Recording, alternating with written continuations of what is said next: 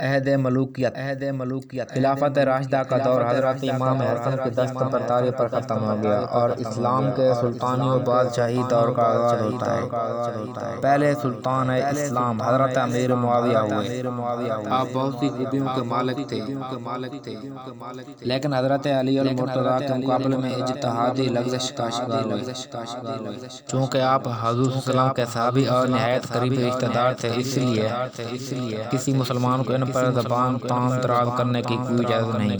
صحابہ کرام کو تاریخ و سیاست کی بجائے قرآن و حدیث کی نظر سے دیکھنا چاہتے۔ حضرت علی اور حضرت حسن کی مخالفت کے علاوہ آپ کا صوبہ شام پر بطور والی اور بعد میں پوری سلطنت اسلامی پر بحیثیت حکمران کام کرنا آپ کے کامیاب اور تجربہ کار ہونے کی دلیل ہے۔ آپ نے خلافت بنو امیہ کی بنیاد رکھی۔ آپ کا دور امن و ترقی سے عبارت تھا، اگرچہ بعض مقامات پر خارج اور شیعان علی کی طرف سے بغاوت ہوئی، مگر آپ نے حسن تدبر یا زور بازو سے ان کو ختم کر دیا۔ آپ نے برصغیر پاک و ہند پر حملوں کا آغاز فرمایا اور کابل و ملتان کے درمیان بند اور اہواز تک علاقہ فتح کر لیا۔ ترک علاقے کان پر قبضہ کیا، ترکستان اور شمالی افریقہ کی فتوحات کے رکے ہوئے سلسلے کو آگے بڑھایا۔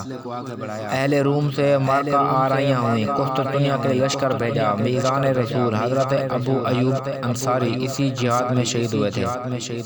بحیرہ روم کے جزائر روڈس کو زیر نگین کیا۔ سسلی اور کریٹس کے جزیروں پر بھی حملے کیے گئے۔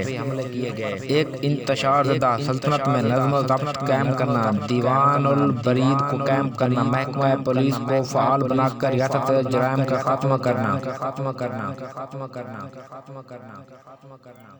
سیگا فوج کو ترقی دینا، زراعت کو ترقی دینا، قروان جیسے شہر آباد کرنا، شاندار اسلامی فن تعمیر کا آغاز کرنا آپ کے کارناموں میں شامل ہے۔